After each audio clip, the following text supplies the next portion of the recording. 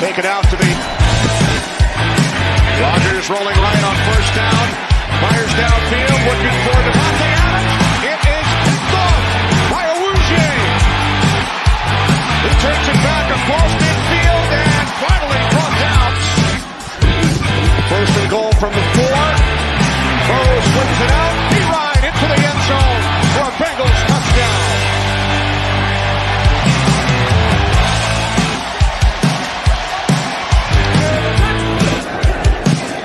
Burrow on second down.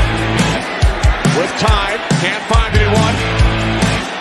And now he fires downfield to Jamar Chase. He's got it. Wow. And takes it all the way for a Bengals touchdown. 70 yards from Burrow to Chase. Wow. Here in Cincinnati, reunited with his quarterback. First and 10, 25-yard line for Rodgers and the Packers. And Rodgers taken down. He talked about Trey Hendrickson, one of those free agent signings. 13.5 sacks with the Saints. Ball complete. It's Chase. Picks up a first down and still going into Green Bay Packers territory. Burrow on 3rd and 6. Looking for Chase. Maybe a jumping. And makes the catch for Cincinnati. First down at the Green Bay 17-yard line. So always throwing that ball is a nice teardrop back shoulder. Second down and 1. It's Mixon. Comes to the outside. Into the end zone for a Bengals touchdown.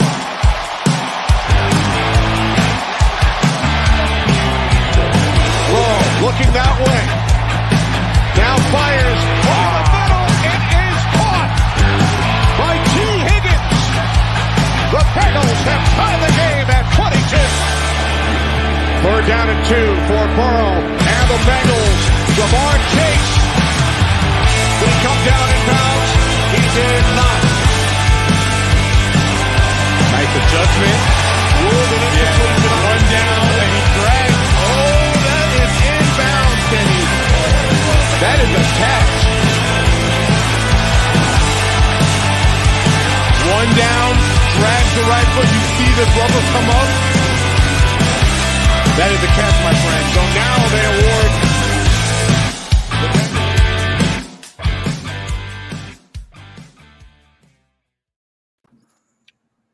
Hi, everybody. Hello. Hi. Welcome to Tigress Talk, everyone, the first and only Bengals show created by women. I am your host, Jess, a.k.a. Mrs. Obvious, a.k.a. Hube, and I am joined, as always, by my favorite lovely ladies of Bengals Twitter. We've got Whitney, who is back, feeling better, we hope. And so glad to have you back, Whitney. We've got Jerry with us and Kayla. So thank you guys so much for being here today. I really appreciate your time with being here. Yay, so excited, Tigress Talk. Ryan, we're excited too. Thank you for your comment. Okay, guys. So that was a rough game. That was an emotional one. I was so mad after that game. And then, like, looking back on it, I'm like, that was really dumb that I was so mad. Because we were in that game and it was a good game. I don't know why I was so mad. Maybe I was just disappointed because of the potential that I know that we have. So it was just a lot of emotions because I know a lot of people didn't expect us to win that game. So the fact that we were in it and so close and we had it was in our hands and, you know, we couldn't get the win. So that was frustrating, but I want to know how you guys are feeling. Hit me with it.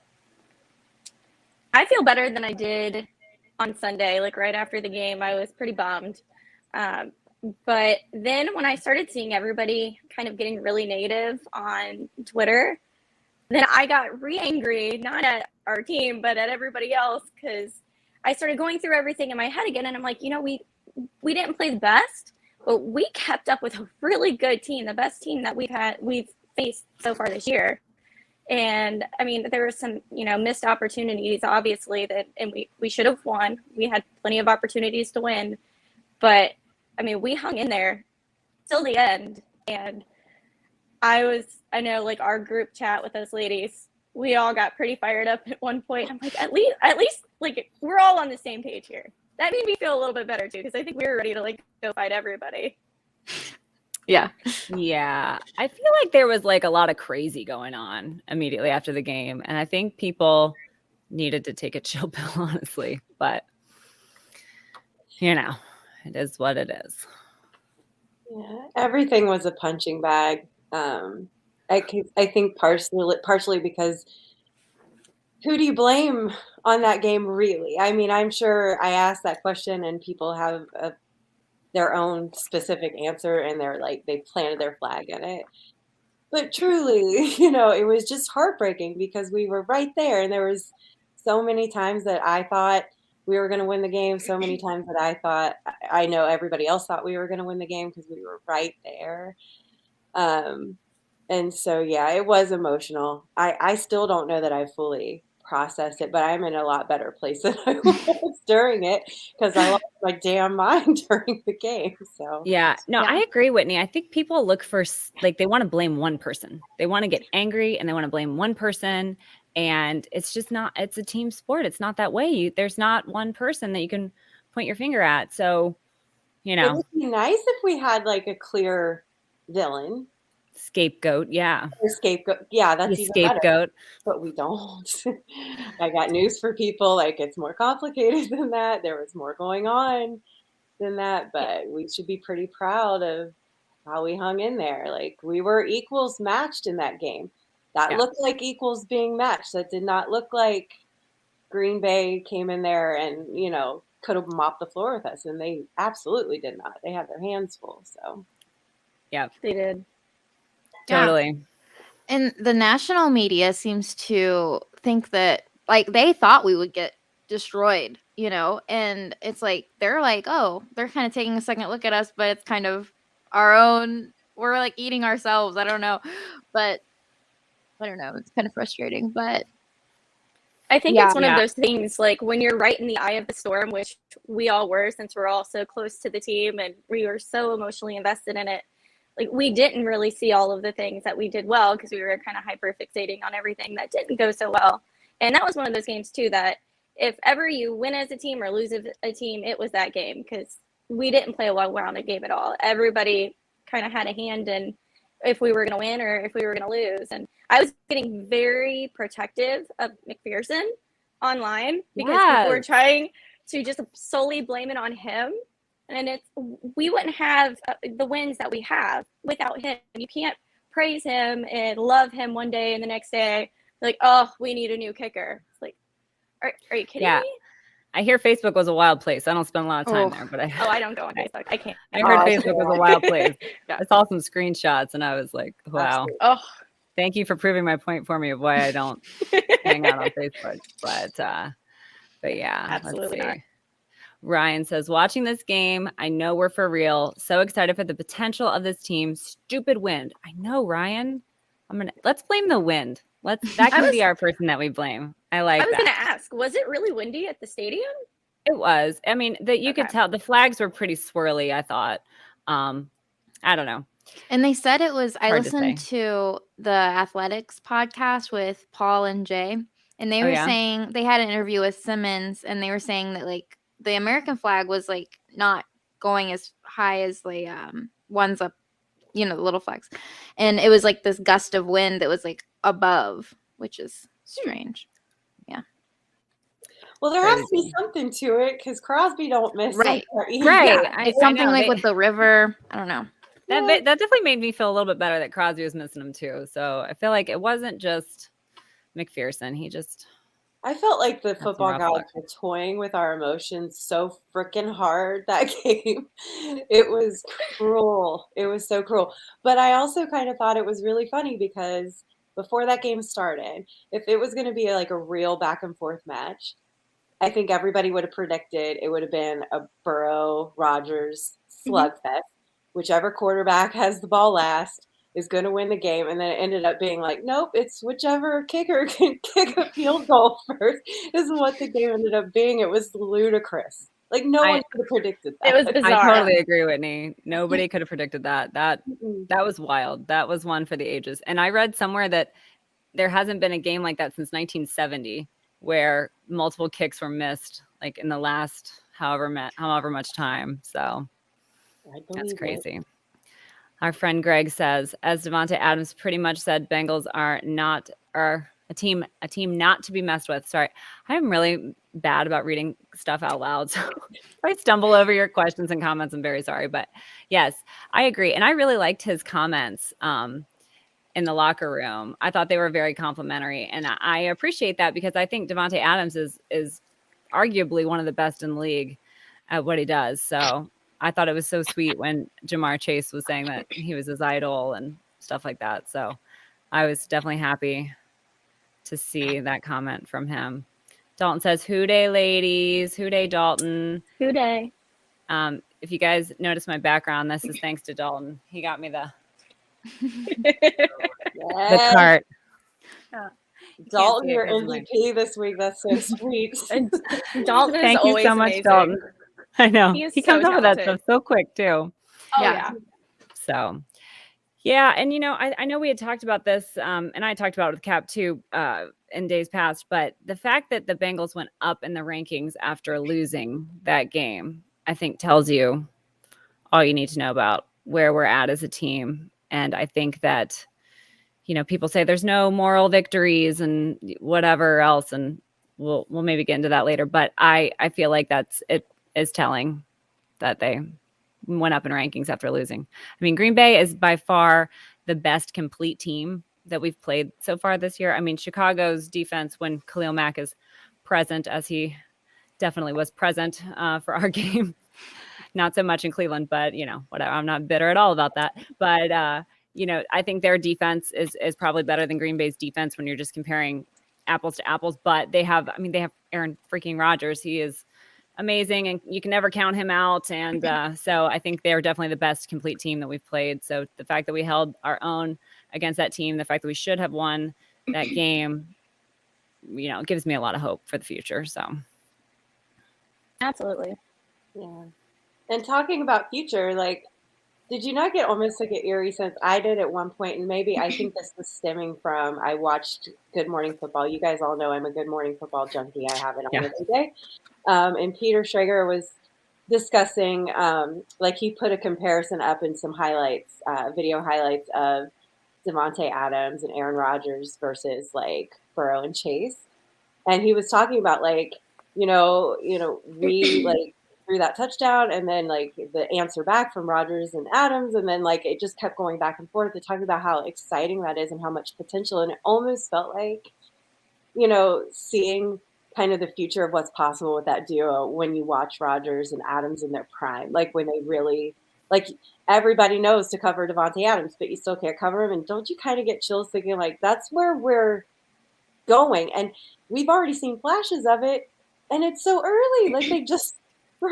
We've just finished week 5 of Chase's first year. I don't know. I don't know. Well, it's a really good point, Whitney. Yeah. And he's already breaking records, and it's week 5, and he's already breaking records.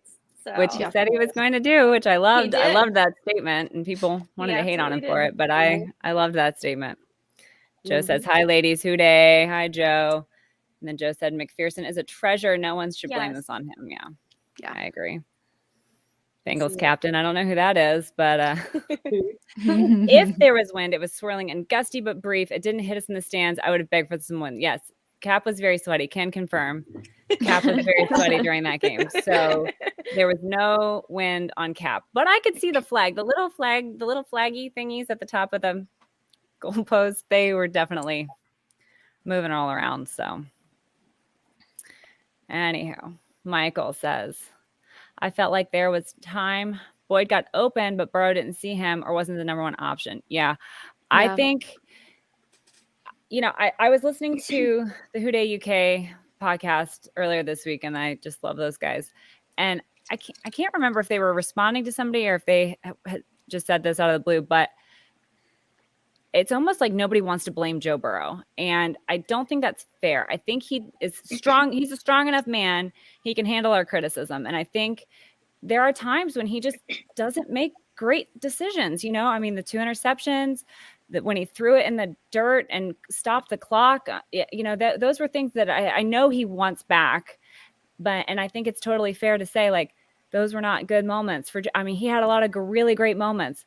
Those were not great moments for Joe. So I think he's still learning. This is basically his first year do-over in a lot of ways. So, he's got some room to learn and grow, and I know that he will. And in my opinion, that's the best problem we could have. If our problem is that our rookies and our second-year guys that didn't hardly play last year are still learning and still have room to grow, that's a fantastic problem to have, because they will. They'll grow. They'll get better. I really believe that they'll have time, in years to come. And nobody really thought this was going to be our year, I don't think. And I think we're doing better than a lot of people expected. So. Well, and let's be honest too, if Joe would have been able to have a press conference afterwards, he would have taken a lot of responsibility for what happened on the field. That's just the kind of person he is, that's the kind of player he is. And he knows that he, missed a lot of opportunities, and that hit that he took, I did not breathe for several minutes. The fact that they went to commercial, I had no idea what was going on. I just kept scrolling through Twitter, like, please let him be okay. Please let him be okay. And I think I saw Ben Baby or somebody say he got up off the field by himself and jogged off. And I was like, oh, thank goodness. But that's stuff that's going to come with time and being out there more. But he would have accepted any criticism, and he would be the first one to criticize himself. Yeah, I think he's been very fair, and I think he's a very emotionally intelligent person as well as football intelligence. And I think he can look objectively at this and say, like, this wasn't a good move. This could have been better. So, I think he definitely had some plays he would want back, I assume. But Dalton says the media is seeing Bengals in a new light they are coming together for sure. Yes, I agree. I think the media, and it's funny because I really don't care about the media, because I think they mostly suck. I think they're really lazy and they just latch on to whatever they think is a known whatever. I think there was a tweet, and I don't remember it exactly, so I'm going to totally butcher it, but somebody was like, well, they're the Bengals, and I'm probably right about this because they're the Bengals. I don't even remember what it was about, but I was just like, that has got to be the stupidest thing I've ever heard. Talk about lazy. So, but Joe says, if there's anything to nitpick, our offense needs more long sustaining drives. We hit big plays, but not a lot of first downs, put a lot of pressure on our defense, who are playing amazing. Yes, absolutely. Yeah, our defense has been, I think, one of the bright spots in these games. And I think these games, I think I especially have gotten a little gloom and doom recently about, in the past 3 days. But, the defense is playing great, and that's been consistent, I think. So, yeah, we have had some trouble converting first downs, but we've been good in the red zone. It's just getting there. Yeah, it's almost like the do or die moments. We do better, and or what was it, the third quarter? I can't remember. Honestly, I blacked out pretty much most of the game. I don't think I've really come to, but I know there was one time when it was 2 plays to get a touchdown. There was like a short to medium pass, I think, to Higgins, and then a touchdown pass to Chase. 2 plays. And I remember I said out loud, I was like, oh, that's amazing. Wish we had taken like 5 minutes to do that instead of 5 seconds off the clock, So, but it is because I think all the time, like, our defense, I don't know where they pull from to stay so in it 4 quarters of the game, because they are on the field the majority of the time, between us not being able to get first downs and take some time to score. And it's either we're 3 and out, or we have a short series, or we score a touchdown in seconds, one or the other, feast or famine. With the exception of a few drives, obviously we've done great, but the defense has got to be exhausted by the end of this. Yeah, I forget who was saying it, but they said something I feel like it was Lap today talking about Chidobe Awuzie saying, he takes really good care of his body being able to play for the whole game. Like, is it him? No, I think it was about Larry. I don't remember. But honestly, you could say that about any of these guys because they're all doing a fantastic job. They're playing almost every snap on defense, and they're very effective. And I think even the numbers don't do them justice.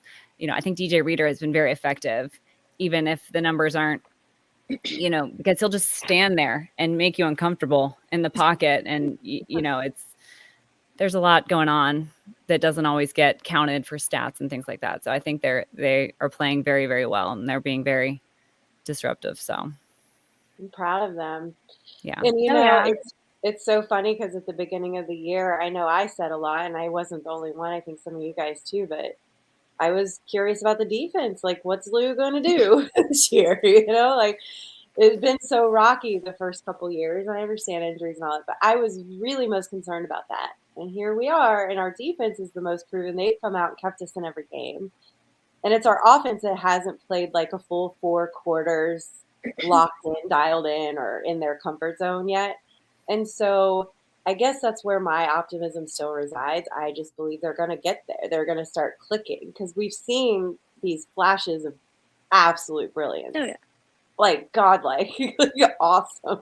And we've got all the pieces. It's just we haven't had 4 good quarters yet. And that's kind of what I'm excited to see. It's like not just the wins I want to see us decimate someone, embarrass us. With that defense, shut someone out and just put up 30, 40 points. So that's what I'm wondering what you guys think.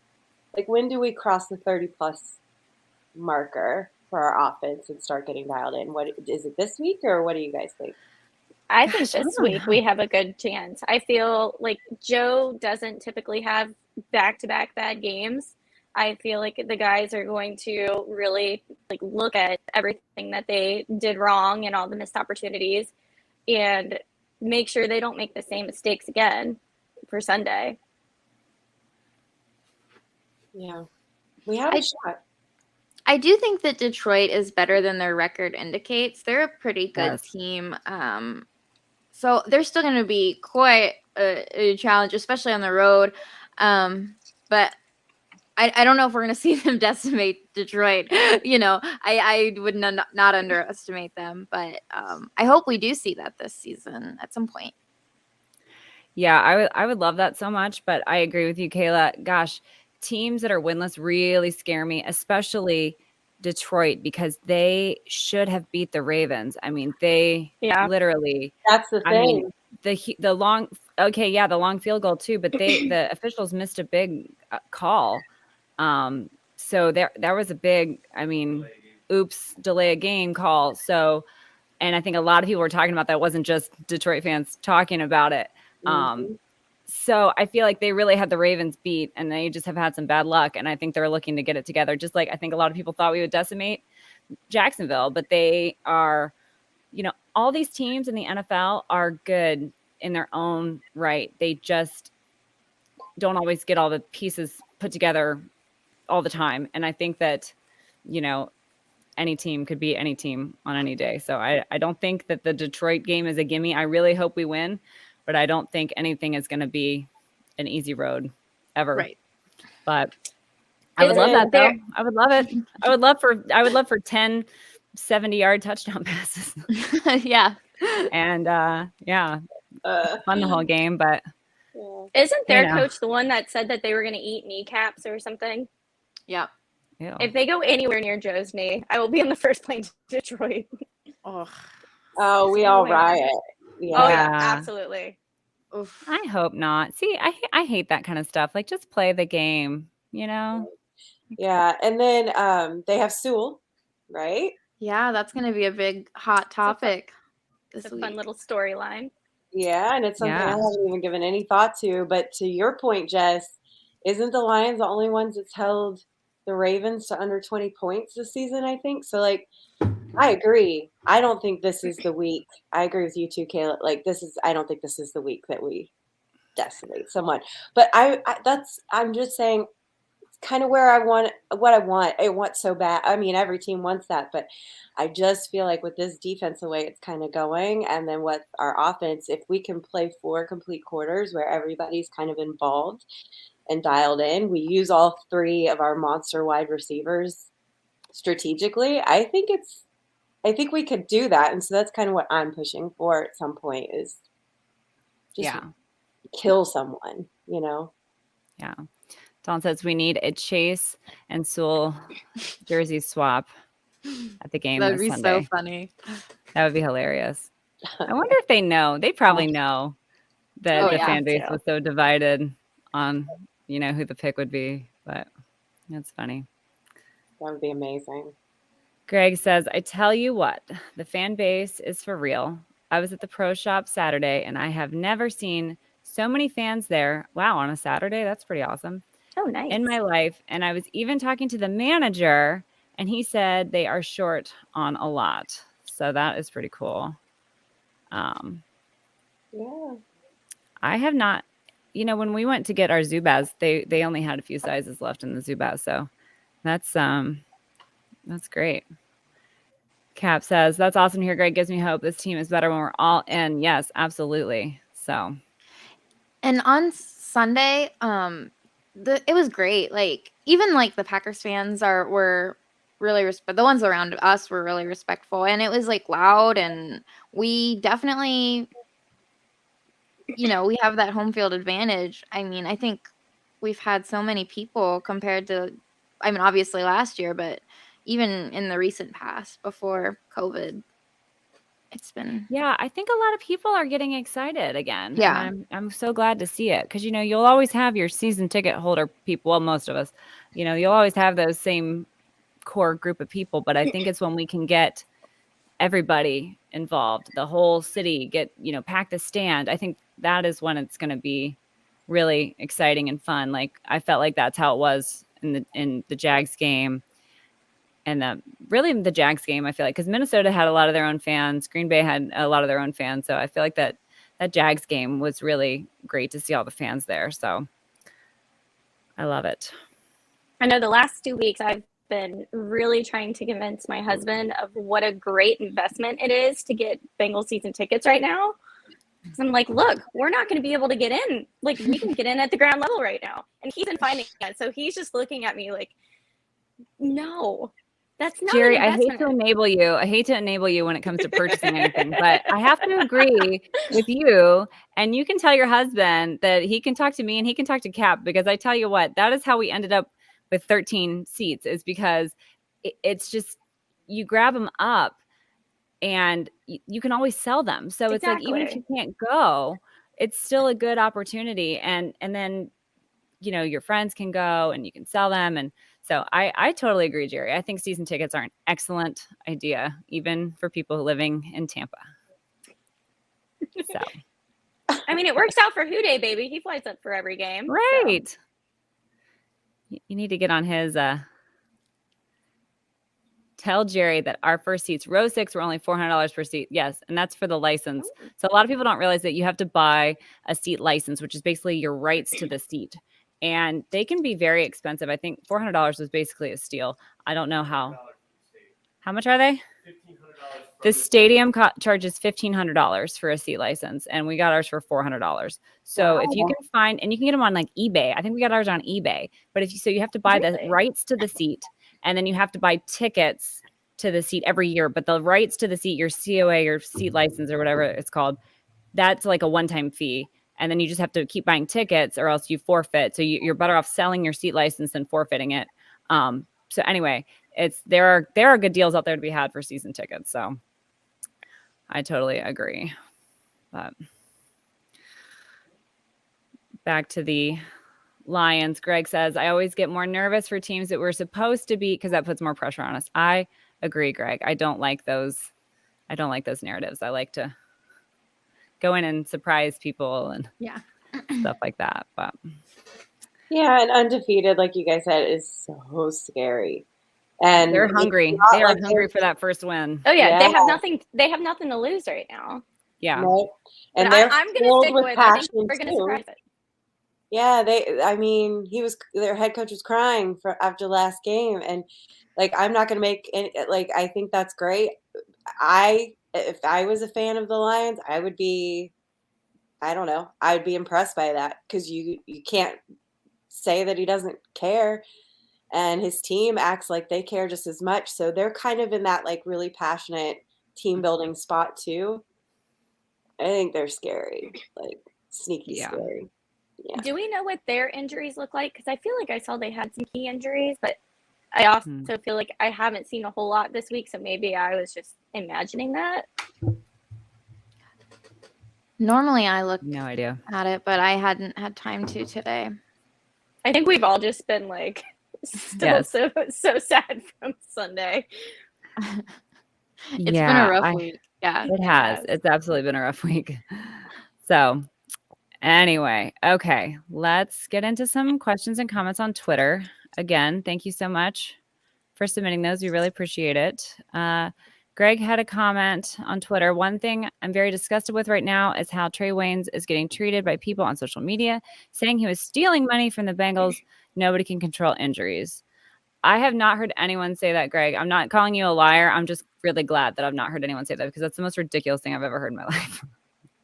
I've seen a couple of things kind of stealing like money. Stealing money? Like what? No, I mean, injuries are terrible. And I think the person that hates the injury the most is probably the injured player. Like, don't you think they want to play? Don't you think they want to not be injured? Like, I think that's just crazy. Now, will he be good going forward? I hope so. I hope he can get off IR and be really, really great and be awesome for years to come for the Bengals. But, I don't know that. But to say he's stealing money, I think that's really stupid. And I think that just speaks to how people are just angry and just saying goofy things on Twitter right now. Yeah. They're just mad. Game. Yeah. Players want to play. And if you've been following Mike Daniels at all on social media, especially on Instagram, he's been working his ass off. Seriously. And Mike Daniels continues to too. So I think it's utter crap. I'm just as disappointed as any other fan in how that went. We spent a ton of money and we have gotten him almost nothing, like for almost no games. But as much as it sucks for me as a fan, it sucks for him triple. I promise you. So yeah, I think everybody can back off just a little bit there. Right. I think everyone in general just needs to calm down. Yeah. Well, and I think people really forget, like, they're not just players, they are people too. Like, people will go online and there's always going to be trolls and people just being mean, but like either their family could see that or somebody that really cares about them could see that, or they could see that.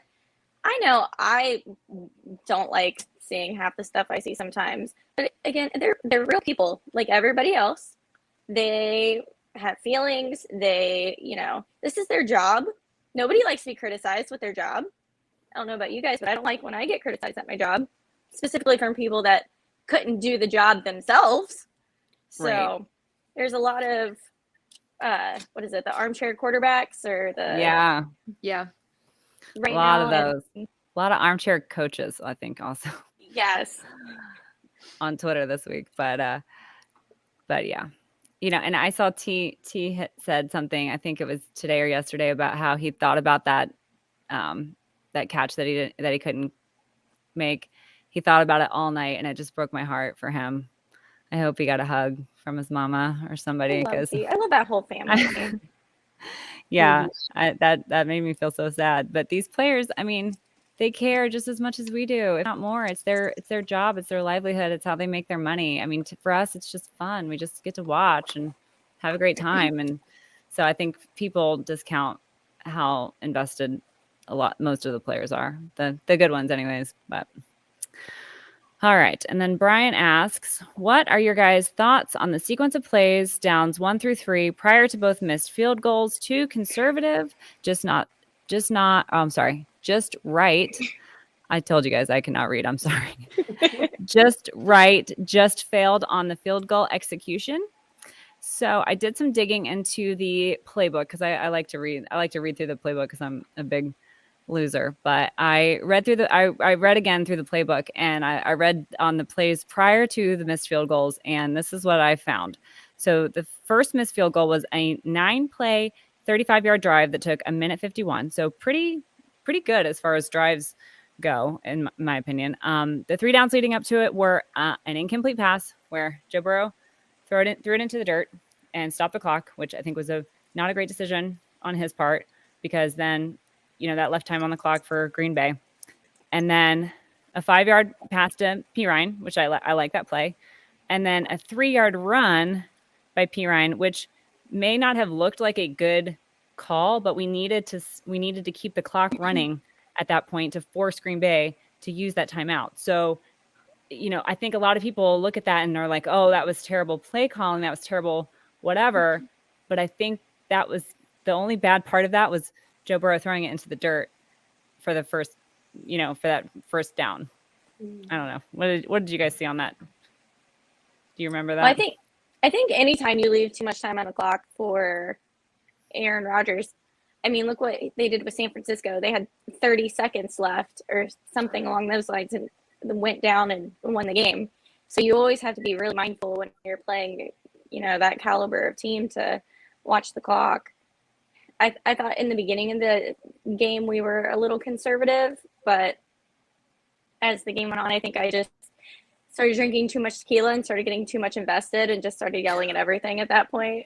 So and you don't even know what's going on and you're yelling. That happens to me a lot at games. That's why I have to go back and read the playbook, because I'll start yelling things that don't even make sense. Like, I don't even know what's going on at that point. So, that's why Kat doesn't drink at games. I can't be trusted that my judgment for like the second half of that game is the best. Yeah. But so I think, I think those were okay decisions based on what they had in front of them. But that second missed field goal was a 7-yard play, 38-yard drive. It took 3 minutes and 54 seconds. And that's what I love about this offense. Say what you will about them, but the fact they did it in Jacksonville or against Jacksonville in Cincinnati, and they did it here. They can take almost 4 minutes off of the clock with these plays. And I think that's fantastic. Like, that's everything that we've always been hollering for in clock management. So the 3 downs leading up to the missed field goal were all Mixon, 4-yard run, 4-yard run, 1-yard run. I think Mixon actually got that down. I think the spot was bad, but whatever.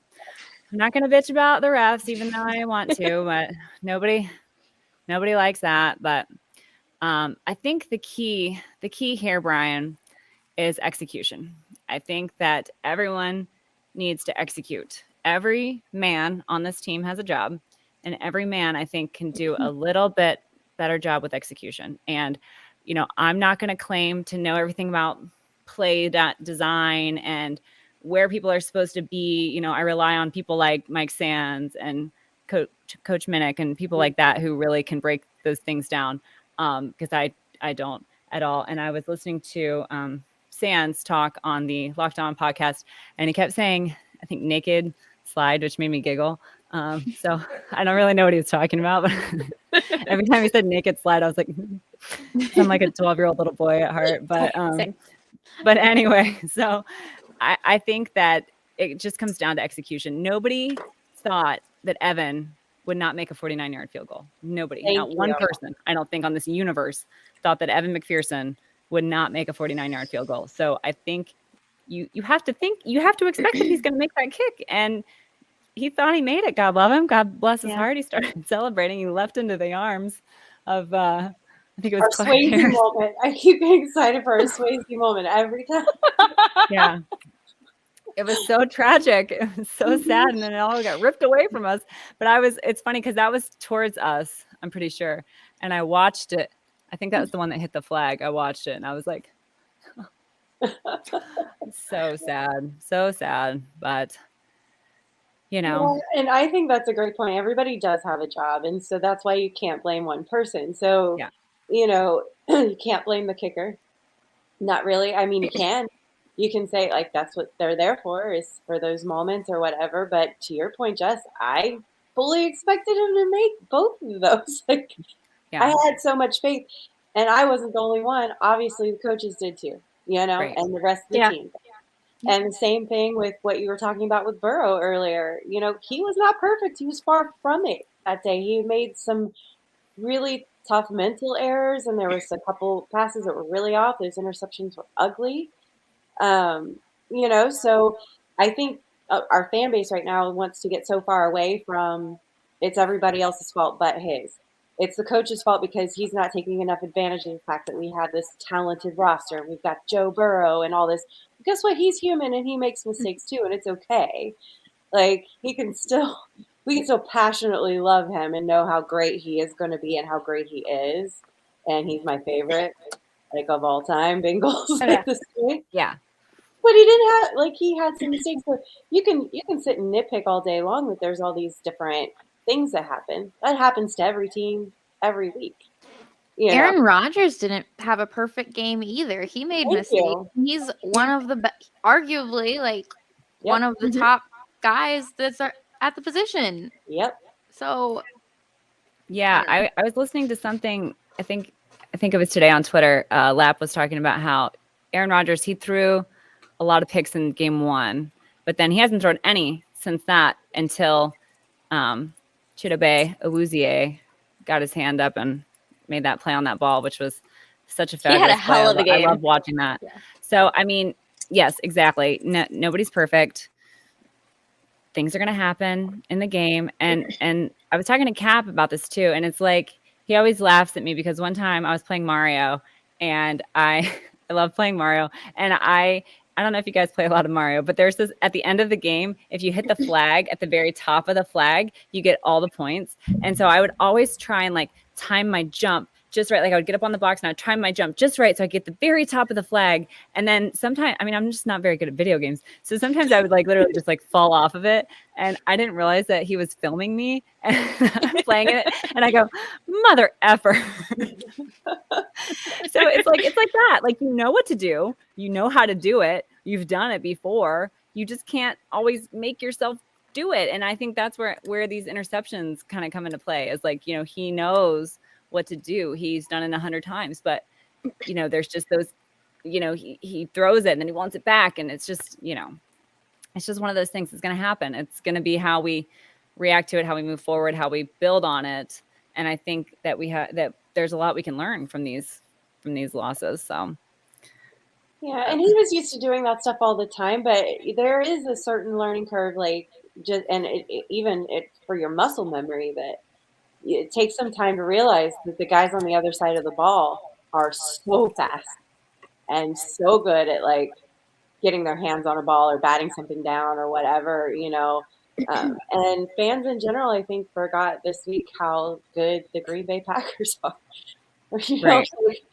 Can't take anything away from them. It's okay to say that we played a really good game and they just got the best of us that day, but we hung in there with the freaking Green Bay Packers. Yeah. Yep. We could have won. Absolutely. Yeah. Greg says, get Chris Evans more involved. What happens when he gets involved in one play? He makes a big play. Yeah. I've loved all our little flashes of our Captain America so far. I really hope. I think he's going to get more playing time on Sunday, isn't he? Yeah. P. Ryan's on the COVID list, so I don't know if he'll be able to play. So we'll see. We might get a chance to see. Fans are upset that we didn't win a game against a quality opponent, says how far the team has come since Zach took over. Yeah, I agree. But I think not a lot of people, I shouldn't say that. I think there are some people out there who are just waiting for things to go wrong. They're waiting for things to be upset about because that confirms their bias that the Bengals are not a good team, that Zach Taylor's not a good coach, and then they just latch on to these little moments, and they latch on to these things, and it confirms their bias. They only will read stuff that confirms their biases that they already have. So I think a lot of this really, really negative talk is coming from a few people who just want to be angry. I think I don't really get it, but I don't understand how you can say this is not a good football team. Not a good football team. I can't get down with that statement. Zach Taylor thinks this is a good football team. Jamar Chase said, I think we can go far with this team. So who are you to say that this is not a good football team? I don't know. I think we are better than a lot of people are giving us credit for. So when the national media agrees with that we're a good football team and that we're one to watch out for, then maybe we should get on board because they're the first to trash us most of the time. Right. Or absolutely. Or not even talk about us. So right. I don't know. Yeah. So what do you guys think about moral victories? I know there's been some talk about moral victories, and I've heard people say there's no such thing as moral victories. You know, in some ways they're right. There's wins and losses in football, but Zach Taylor said he doesn't think the team needs them. He says they want to win for each other, win for the city, which I love that statement. But I kind of disagree. I kind of feel like moral victories help when you have actual victories also. You know, if you have 16 moral victories and you're 0-16, okay, that doesn't help. Those moral victories don't help you at all. But I think when you've already won a handful of games and you come really close to winning a game, I think that you take something away from that. So I don't know. What do you guys think? Moral victories? Yes, no? Well, specifically in games that you were not supposed to even really be able to keep up. If you were listening to the national media last week, leading up into this game, we weren't even really supposed to be able to keep up with these guys. And we almost won, let's be honest. So moral victories at the end of the day, I think it's better that like we didn't get blown out. I think if we would have been blown out of the water and just like scored no points or just barely anything, that we would be in a much worse place than we are right now. So even though moral victories don't put a win on the board, like our guys are going into next week with their chins held a lot higher than they would have been if we would have just gotten crushed. Yeah, I agree with that. Yeah, I agree. I mean, obviously a loss is a loss, and like it sucks, even especially honestly if it's really close. So it doesn't help our record at all. I mean, it doesn't mean anything, but if you just look at the play and how our guys did, it's like, okay, we've seen really bad games in the past. This was not that, and there's a lot to be encouraged for the future. I don't think that a lot of people would think that we were going to be winning a Super Bowl this year anyway. Like, there's things to learn from losses, and this is not, an exception to that. We can be sad, but like we're learning something from it. We have a really young team, so yeah. I agree with everything you guys just said, especially Kayla. Like, this wasn't a bad game. That's not what this was. I do think we're starting to get to that point, though. I think moral victories count more last season for us when it was still like a real building season or something. I think this year our potential is at the point where we can turn a corner. I mean, we're 3-2. We're early in the season. I think now's the time for like actual dubs. The real victories. I think that's what this team is craving. I think moral victories are great when you're still really far down and you're not super competitive, but you're trying to find things to create building blocks that you can kind of get to the next step with. And I think we still need a little bit of that, and I think we still can get a bunch of that from the way we're playing, for sure. But I think we're getting to the point now where this team is competitive, this team is hungry, this team is fierce, and they have the potential to get victories, like real ones. And I think that's where we're at right now. And I think that's a compliment to our team. I'm not putting us down. I think that that's where we're at this point. I think we're already there. So, yeah. And we will get more, Yeah. Eric says, I think when you get past moral victories, that's when we know the Bengals have turned the corner. I highly doubt any team like the Ravens ever talks about a moral victory. Just my opinion, though. Yeah. That's a good point. Yeah. I guess when you have all victories, then there are no moral victories. So because they're all victories. So, I wish we could have a perfect season, but Jeff says moral victories are a good thing for a young team like this team, as long as they can learn and build from them. Absolutely, Jeff. Yeah, agree.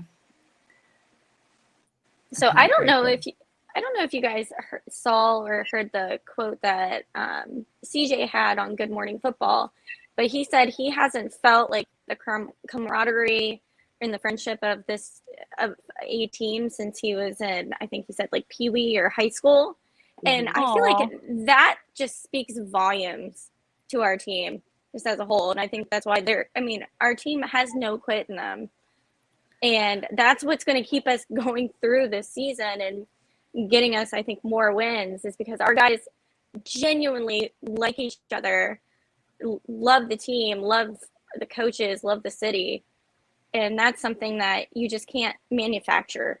And it's when I saw that and I read it, I just like got goosebumps, because I know that's how we always feel as fans. But like to know that the players are buying into that as well, like that was just a really cool thing to see. I just got the cutest image in my head of like little baby like CJ and little baby Joe Burrow like on their little Pee-wee teams. Like how cute would that have been if they had all been on this? I mean, I know they're different ages, but like if they had all been on the same Pee-wee team, like wouldn't that be so cute? I like love them. I just got like this like Muppet Babies vibe. I don't know. I need the social media team to come out with like a cartoon of like all of the players in Pee-wee football, because that would be just the best thing ever. Probably gonna that'd be so cute. Yeah. And Greg says, speaking of bias, the worst of them all is the term Mike Brown doesn't care about winning. I literally quit talking to someone who always makes that statement, just fed up with it. Yeah. The old narrative's got to die. It's time to die. Everybody wants to win. Why wouldn't Mike Brown want to win? Why wouldn't anybody want to win? I mean, Nancy Brown is literally the cutest little old human I've ever seen in my entire life. She's got like the sweetest little curly hair, and she's like so cute, and she's so sweet. I don't think anybody doesn't when want to win. When I was at the dog park before the Steelers game, there was a guy who said he was from Cincinnati, but he was like, I haven't followed the team in like 15 years. He's like, but you know that Mike Brown, and just kept talking and talking. And he was with his wife and this small child, and I'm like, in my head, I'm like, don't do it. And my husband's looking at me like, please, this is a dog park. Or like we're all trying to have a good time. And I'm just like I twitch. And I'm like, yeah, it's not really like that anymore. Specifically, if you haven't followed them in a while, and being here in Tampa for like 15 years, you really don't know what's going on. But I can assure you, it's not that same narrative that you want to believe in. But I really had to bite my tongue. Those are the type of people on Facebook all day. That's why you don't go on Facebook for Bengals anything. Never. Yeah. That was a Facebook number for sure, Jerry. That was so Facebook of that person. Yeah. I think my husband honestly just walked away, because he's like, this is not going to be good at all. You know, instead of the term Karen, which I low-key hate the term Karen, because I love a person named Karen very deeply. Mm-hmm. Karen Moore, Houday Baby's wife, is like the sweetest person alive. But so I hate the term Karen. So I think I'm going to just use like Facebooker. Yeah. Like, you seem like a Facebooker. Eric said, Whitney made my point a lot better than I did. She said it perfect. We think Whitney's pretty special. Oh my gosh, I'll pay you $20 later, Eric. Yeah. It's in the mail. Jeff said, there will always be negative fans just because the Bengals haven't won a playoff game since January 6, 1999. That's very specific, Jeff. Not that we're counting or anything. We know. And unfortunately, Mike Brown took ownership in August, so they tend to blame him. Yeah. Mortal Kombat. I should probably read these before I click on them. I don't. That's amazing. So I went to the Lightning game last night, and there were Penguin fans behind me. First of all, I was like, who let me in a building with Pittsburgh fans? Like, first mistake. But second, I was like, I think that violates some sort of condition of something. Exactly. I was like, oh, so are you from Pittsburgh? And he's like, yeah. It's like, are you a Steelers fan? And he's like, yeah. So I held up my Bengals purse, and his face was just like, what? I was like, yeah, how's your team doing this year? He's like, I don't want to talk about it. I'm like, you should have asked him if he was waiting cozy in the basement, because that's my favorite thing to say to Steelers. He was like, he was just like, oh, the last 2 games, you guys really got me. I was like, yeah, I've not laughed that long in a really long time. Thank you so much for that. You should have been like, my favorite part was when he fell down for no reason because he's old and fat. It's like, there's just so many parts. Like, the Monday night game was just amazing. And then the last game just so many highlights. I was like, thank you for doing your part for making my day better. And he's just like, can you just go away? He was probably like, why is this lady talking to me? But as I'm like looking up, because I'm only like 5'1", and he was like almost like 6 something, and he's just like, can you just stop talking crap to me now? I love it, Jerry. You get him wherever you can. You get him. I got to do my part. Eric says, I forgot to say, this is my first time catching the show. Oh, Eric, first time caller. Thank you, Eric.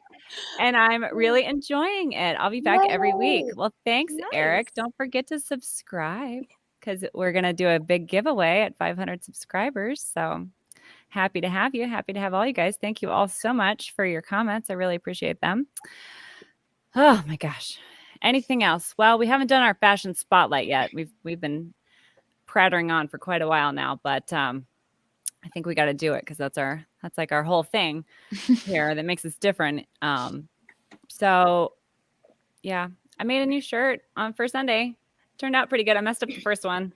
That weeding is tough. When you do the vinyl cutout things, it's just a sheet and you have to weed out the parts you don't want. And I got very confused on that tiger because I wanted it was a black shirt. So I wanted the stripes to come through.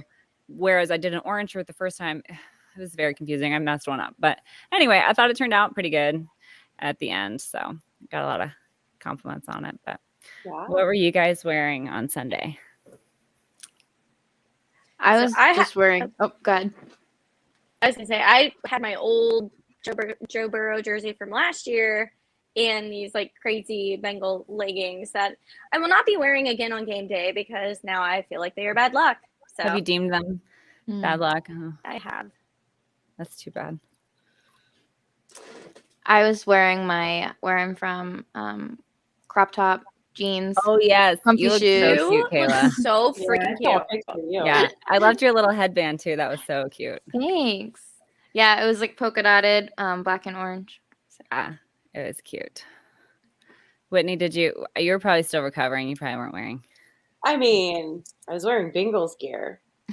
I just don't remember which shirt I pulled. Yeah, you've had a long week, Whitney. We're just glad you're doing well and that your mom is doing well. Thanks. I'm glad I don't sound like Fran Drescher anymore because that was a rough period. That would have been fun, maybe. Yeah, for you guys. What is weeding? Cap thinks I need to explain weeding. So weeding is basically the parts you don't want off your vinyl. So it prints out and it's literally just lines and you kind of like go cross-eyed as you're trying to figure out which parts you weed out and which parts you leave. So that's weeding. So sorry if that wasn't clear. To any of you non-Cricut / vinyl cutter users, I don't have a fancy brand name Cricut, but mine was like $80. So $400. So wait, yours was only $80? I got it on no, you guys don't even understand. Captain is the craziest deal finder person that there ever was and possibly ever will be. He frequents this site called like Slick Deals, and literally we have so much stuff that is just it's just a good deal. That we really don't even need, but that happens. So, but I did make. I'm gonna need his help because if he can help me to where I can make my own stuff, I can save so much money. You want a vinyl cutter? Buying stuff. I would love one. Because then I can save money and actually get season tickets. That's what I'll tell my husband. That's how I'll sell it. I'm like, we are saving money. I love it. Spend money to save money. So I have a Brother cut and scan and scan and cut and scan. I don't know. It's a Brother is the brand. They make printers and other things too. So Brother is the brand, and that they're much cheaper than the Cricut brand ones. The software, I don't know if the software is maybe not quite as user friendly, but I haven't had any trouble with it. So nice. I really like it. And then Cap just handed me this I don't know if you guys can see it. I made this as a backup just in case I could not get the tiger right because I had some concerns after so like I weeded out the part that is supposed to be black. It's hard to see because it's an orange shirt, but like maybe in front of my microphone, but you can see if it was on a black shirt, it would just be the orange part that you see. But anyway, all right. Dalton says, we still love and believe in McPherson, but after the missed kicks, does that push Zach to be more aggressive in close game situations? Gosh, I don't know. I doubt it. Because you expect him to make it. And, it's funny. We were talking about, I don't know if you guys play golf, but I play golf very poorly. I'm like an 80-year-old woman. I'm like a 12-year-old little boy and an 80-year-old woman all wrapped into one. But I really love playing golf. I'm really bad at it. But Cap was kind of talking with me about it, and a kick is almost like a golf swing. And it's when you start doing something wrong, you try to fix it, and then you do other things wrong. And so sometimes it's just hard when you miss one, maybe to then miss another one. And I don't know. I tried kicking a field goal one time, and it is very hard. It is extremely hard. So, I don't know that we change anything going forward based on that, but I don't know. Yeah, I'm not a football coach, but I expect him to make them past 50 regularly. Like, I have confidence in him still, so I don't know why we would change our whole. Yep, and I think sometimes it can be so mental with the kicking, you just put them right back out there. Yeah. Back in a high pressure situation. I agree. Like, if a player drops a pass, put him back out there. Let him catch one. I totally agree. Yep. But and the fact that Crosby missed so many too, like there's something going on in that stadium. Like either there was like some weird crosswind or something, but like it was just bizarre. The football gods. They did. There's no explanation for those two people in particular to miss that many field goals in a row that were game winning. Like it doesn't happen. It literally doesn't happen. Yeah. Jeff says, no way Zach changes on being more aggressive. Stay the course. Yes, I agree. Dalton says, I love the kid. Good work, ladies. Yes. Thank you, Dalton. Thank you. Oh, my gosh. Okay. Well, that was an emotional day on Sunday. I felt a lot better after I got home and kind of started going through the game because, again, I was just so disappointed because it was right there. We had it. And I think, honestly, I would have been – at the time, I think I would have been less upset had we just not even been close. But now that is the stupidest thing I probably could have ever even thought, because who wouldn't want to be competitive with the Green Bay Packers? They're a fabulous team. So an emotional week, but it's still a good game. And I think we can take from that and be better going forward. So any closing thoughts, ladies? I love the cart. I'm the Cart's #1 fan. Love the cart. Put it out there. Yes, girl. There it is. We are the cart people of the NFL. It's happening. I love that. Like, we've kind of always been the cart people when you think about it, if you believe the media. So now we're just embracing it and just owning it and making it like our own. And we all love it. And we're like, we don't care if anybody else likes it. I don't care. There's some duct tape on it. Make the wheel like all wonky. Make it look as like weird as possible. It worse. I love it. My husband was saying if they don't have the cart like by the end zone for somebody to go over after they've scored a touchdown and like act like they're having a press conference at the cart, it's like I don't want it. Oh my gosh. Yeah. I'm all in on it. I want every janky idea. I want us to go with it. Roll with it, right? Roll with it. Oh. Whitney, you're the best with that stuff. You really are. Yeah. Am I kicked out now? No, we need your puns. We love a good pun. All right, cool. Yeah. Kayla, any closing words? No, just Houday. Let's go. Win in Detroit, hopefully. Yes. I hope so. Yep. Jeff says, great job, ladies. Keep up the great work. Thank you, Jeff. Thank you, everybody who watched and commented. We really appreciate you guys watching. So thank you so much. All right, guys. Well, it's a Houday. Houday. All right, guys. Thank you. We will see you back again next week after hopefully a Detroit win. Bye, everybody. Bye. Bye, guys. Bye.